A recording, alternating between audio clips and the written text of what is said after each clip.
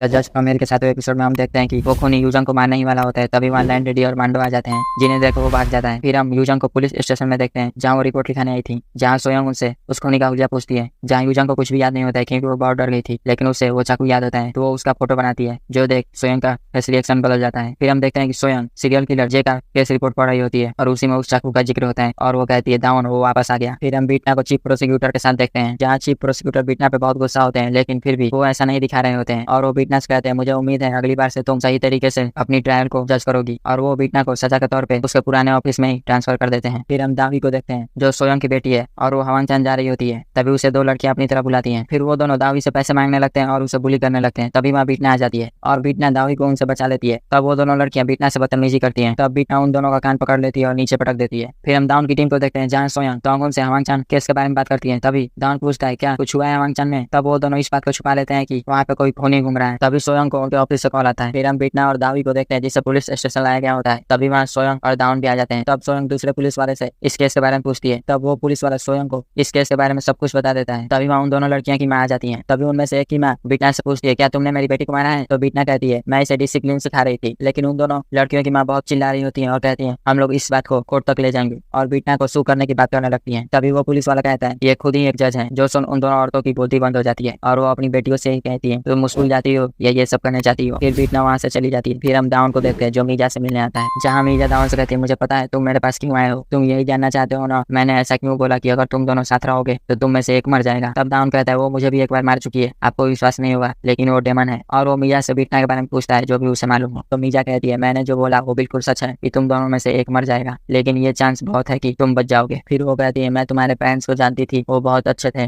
लेकिन मुझे दुख है कि उन्हें इतनी जल्दी जाना पड़ा। जो सुन दाउन इमोशनल हो जाता है और पूछता है आप मेरे पेरेंट्स को कैसे जानती थी। तो मीजा कहती है बहुत समय पहले किसी ने मुझसे मांगा था कि मैं तुम्हारी रक्षा करूं। फिर मीजा उसे लास्ट बार वार्न करती है कि बीटना से दूर रहो, नहीं तो अगली बार से जो भी होगा उसके जिम्मेदार तुम होगे। तब दाउन वहां से चला जाता है और हम मीजा की परछाई मिरर में देखते हैं, लेकिन वहाँ पे मीजा नहीं कोई और होता है। फिर हम नेक्स्ट डे का सीन देखते हैं, जहाँ पूरी बिल्डिंग के किराएदार लैंड लेडी के साथ हाइकिंग पे जाने वाले होते हैं, जहाँ उन्हें लग रहा होता है कि बीटना बीमार है और वो हाइकिंग पे नहीं चलेगी। तभी वहाँ बीटना आ जाती है। फिर हम उन्हें पहाड़ों के ऊपर देखते हैं, जहाँ वो सब बहुत एंजॉय कर रहे होते हैं, लेकिन बीटना और दाउन दूसरी साइड होते हैं। जहाँ बीटना दाउन से पूछती है तुम्हें मुझ पर इतना शक क्यों है। तो दाउन कहता है मुझे जानना है तुम कैसी डेमन हो, तुम कभी अच्छी होती हो और कभी बुरी, जिससे मैं कंफ्यूज हो जाता हूँ। फिर दाउन रात के लिए उसका शुक्रिया करता है क्योंकि उसने दावी को बचाया था। फिर वो बीटना को बताता है कि दावी मेरी असली बहन नहीं है, मेरे पेरेंट्स और मेरे छोटे भाई बचपन में ही मर गए थे जब मैं 10 साल का था, जिसके बाद सोयंग ने ही मुझे पाला है और दावी उसकी बेटी है। तो बीटना कहती है वही 3 लोग जिनके बारे में तुमने मुझसे कहा था कि तुमने उन्हें मारा है। तो दाउन कहता है वो लोग मेरी वजह से मरे तो मैं ही खूनी हुआ। तो बीटना कहती है मुझे नहीं पता उस टाइम पे क्या हुआ था, लेकिन इतना श्योर है तुमने वो खून नहीं किया, अगर किए होते तो तुम अभी हेल में होते। फिर हम रात का सीन देखते हैं, जहाँ वो सब छत पे होते हैं और पार्टी की तैयारी कर रहे होते हैं, जहाँ वो सब ड्रिंक करते हैं और मौज करते हैं। फिर हम कुछ समय बाद का सीन देखते हैं, जहाँ दाउन पूरी तरह टल्ले हो गया था, जहाँ लैंड लेडी सबसे कहती है मीजा में से तो बहुत एनर्जेटिक है लेकिन आज बिना खाए यहाँ चली गई। तो बीटना कहती है जब लोग मरने वाले होते हैं तब वो खाना नहीं खाते हैं। तब दाउन बीटना पर गुस्सा होता है और कहता है तुम सुंदर हो तो जो भी बोला करो सुंदर बोला करो। तभी लैंड लेडी बीटना से चर्च आने को कहती है, तो बीटना तुरंत मना कर देती है। तो लैंड लेडी कहती है मुझे नहीं पता तुम्हें क्या हुआ है, लेकिन तुम भगवान के साथ कौन सा गेम खेल रही हो। तभी दाउन कहता है गेम तो ये मेरे साथ खेल रही है। जो सुन सब चौंक जाते हैं। तो बीटना कहती है तुम पागल हो क्या। तब दाउन कहता है जब हम लोग पहली बार कोर्ट में मिले थे मैं तुम्हारा दीवाना हो गया था, उस टाइम पे तुम बहुत कूल लग रही थी। तब बीटना उसका मुंह पकड़ लेती है और उसे चुप कराती है और कहती है अभी तुम बहुत टल्ली हो इसीलिए फालतू बोल रहे हो। तो दाउन जाने के लिए उठा है, तभी वो वहीं पे गिर जाता है। फिर हम देखते हैं कि बीटना उसे गोद में उठाकर उसके रूम तक ले आती है, जहाँ वो उसे बेड पे सुला जाने ही वाली होती है, लेकिन दाउन उसे पकड़ लेता है और बीटना से कहता है तुम मेरे साथ अच्छे से नहीं रह सकती क्या। तो बीटना कहती है बिल्कुल नहीं। तो दाउन कहता है क्योंकि तुम एक डेमन हो तो डेमन ही बनी रहो, कभी कभी अच्छा काम नहीं किया करो जिससे मैं कंफ्यूज हो जाता हूँ। तब बीटना पूछती है तब तुम्हें मुझ पे शक क्यों है। तो दाउन कहता है क्योंकि तुमने वो सब किया है, लेकिन मुझे उम्मीद है कि तुमने वो सब नहीं किया। जहाँ ये सब सुन बीटना थोड़ी इमोशनल हो जाती है। फिर बीटना दाउन का अलमारी खोलती है ब्लैंकेट निकालने के लिए, तभी वहाँ पे कोला का कैन गिर जाता है जो अलमारी में था। जहाँ बीटना वो कैन उठाती है और सोचती है ये तो मेरा बनाया हुआ कैन है। तभी वो देखती है कि वहाँ पे उस रिवर का नाम लिखा होता है जहाँ पे बीटना ने दूसरा खून किया था। तब बीटना को सब कुछ पता चल जाता है कि दाउन को उस पे अब भी शक है और वो यहाँ आया है इसी के बारे में पता करने। फिर हम केओ फूड के सीईओ चोई को देखते हैं, जिन्हें अवार्ड मिलता है अच्छी परफॉर्मेंस के लिए। फिर हम केओ फूड कंपनी को देखते हैं, जहाँ चांग सा जो लेबर यूनियन चेयरमैन होते हैं सारे लेबर के साथ धरना दे रहे होते हैं अपनी बात मनवाने के लिए। फिर हम मिस्टर चोई को उसके पापा के साथ देखते हैं, जहाँ उसके पापा उससे कहते हैं तुमने सब कुछ अच्छे से संभाल लिया, बस जो लोग धरना दे रहे हैं उन्हें अच्छे से संभाल लो। फिर हम धरना दे रहे लोगों को देखते हैं, तभी चांगसंग के पास मिस्टर चोई का असिस्टेंट आता है। चांगसंग से कहता है सीईओ आपसे मिलना चाहते हैं। फिर वो चांगसंग को लेकर सीईओ के घर पे आता है। फिर हम चांगसंग को बैठे हुए देखते हैं, तभी वहाँ मिस्टर चोई आ जाते हैं। फिर मिस्टर चोई चांगसंग से बार बार बैठने को कहते हैं जैसे कि चांगसंग उनका कुत्ता। फिर हम उन दोनों को खाने की टेबल पे देखते हैं, जहाँ मिस्टर चोई नूडल्स बनाने की तैयारी कर रहे होते हैं। तभी चांगसंग के मोबाइल पे मैसेज आता है कि उनके बैंक में सीईओ चोई की तरफ से बहुत सारे पैसे क्रेडिट किए गए हैं। तब चांसंग सीईओ चोई से कहते हैं, हम लोग धरने पे पैसों के लिए नहीं है, हम लोग धरने पे इसलिए हैं कि हमें सुरक्षा चाहिए जो भी हम काम करते हैं उसमें। फिर हम देखते हैं कि चांसंग सीईओ चोई के घर से बाहर निकल जाते हैं और वो बहुत डरे होते हैं। फिर वो यूनियन वाइस चेयरमैन को कॉल करने की कोशिश करते हैं, तभी कुछ लोग वहाँ से आते हैं और उन्हें किडनैप कर लेते हैं। फिर हम चांसंग को देखते हैं जिन्होंने कहीं और हो जाता है और उन्हें चोट भी लगा होता है, जहाँ सीईओ चोई भी होते हैं और वो चांसंग से कहते हैं, क्या